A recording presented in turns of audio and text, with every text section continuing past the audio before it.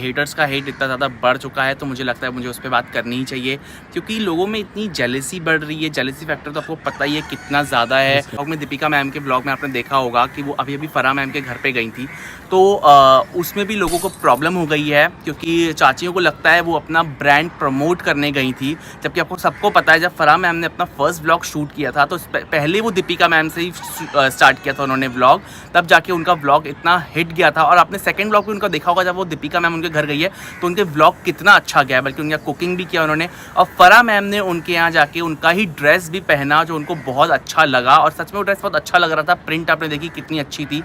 कुछ लोग उस चीज़ का मजाक उड़ा रहे हैं कि कोई डिज़ाइनर तो नहीं है, वो डिज़ाइनर नहीं है, वो तो खुद कहती है कि मैं डिज़ाइनर नहीं हूँ, लेकिन उन्होंने एक एफर्ट लिया है। अगर उनको आपको किसी चीज़ का शौक़ है तो आप किसी चीज़ का शौक़ है तो आप पूरा करना चाहोगे, लेकिन कुछ लोगों की इतनी जली पड़ी है, लोगों ने उसका भी मजाक उड़ाना स्टार्ट कर दिया है कि देखो अपने आप को डिज़ाइनर समझ रही है। कैसे कैसे बड़े बड़े डिज़ाइनर के उल्टे पुल्टे नाम लगा दिए हैं उसके ऊपर कि चिप्पी का पता नहीं क्या क्या।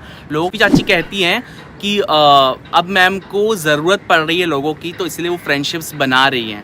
तो बल्कि ऐसा कुछ भी नहीं है, जिसकी फ्रेंडशिप पहले से है वो रहेगी। अब फराह खान को ही आप देख लो, उन्होंने वो कितने अच्छे से ट्रीट करी थी दीपिका को। ऐसा तो कहीं से नहीं लग रहा था कि वो उनको किसी की ज़रूरत है इसलिए वो उनके पास गई है। या दोनों ही इन्फ्लुएंसर्स हैं और दोनों ही एक दूसरे के फ्रेंड्स हैं। तो आप किसी के घर जाते हो तो अगर आप उनका खाना बना रहे हो, वो आपसे ड्रेसेस पहन रही हैं, एक फ्रेंडशिप दिखती है ना, अंडरस्टैंडिंग दिखती है। तो उसमें भी लोगों को दिख रहा है कि वो अपनी ज़रूरत के लिए उनके यहाँ गई।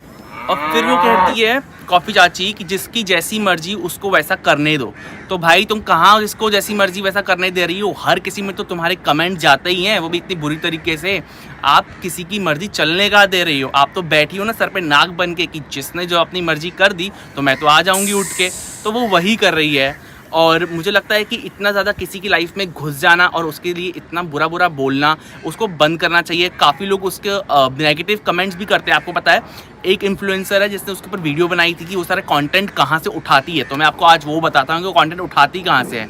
एक रेडिट करके ऐप है जिसमें ग्रुप्स बनते हैं, जिसमें हर कोई किसी की बुराई करता है, किसी के लिए कुछ ग्रुप्स बनते हैं। तो उसमें इब्राहिम फैमिली का गाइस एक ग्रुप बना हुआ है, उसमें से ये सारा कंटेंट उठाती है। और जिस इन्फ्लुएंसर ने उसकी बात ये रख दी और अब बता दिया सबको कि कहाँ से सारा कंटेंट उठाती है, तो उसके खिलाफ उसने यूट्यूब पे कंप्लेंट भी करी, आपको पता है।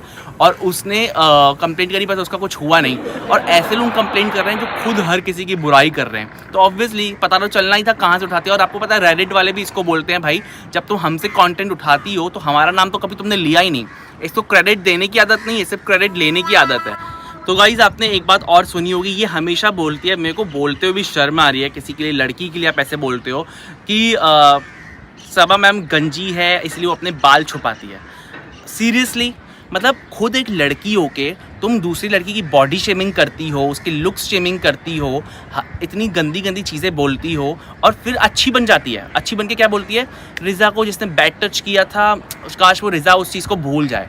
आप किसी लड़की के लिए इतनी बुराई कर रही हो और किसी के लिए बोल रही हो कि काश वो उस चीज़ को भूल जाए। आप पॉजिटिव बन रही हो, देवी बन रही हो कि अरे मैंने तो अच्छा भी बोला।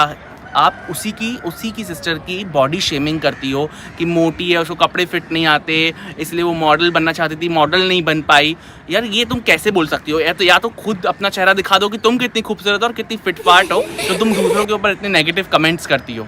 पहले तो खुद को सिखाओ कि किसी लड़की की बॉडी शेमिंग नहीं करनी चाहिए। लड़का होके मैं या इतने सारे लड़के होके नहीं करते, तुम वो काम कर रही हो। लड़की होके किसी लड़की की बॉडी शेमिंग कर रही हो, तुम्हें शर्म भी नहीं आती है। और आपने इनकी वीडियो में एक बात बहुत सुनी होगी, ऑलमोस्ट हर वीडियो में बोलती है, ये सुम्बुल डॉक्टर का नाम लेती है और उसको बोलती है कि ये उनके यहाँ खाने पे नहीं गई, तो तुम चली जाओ खाने पे।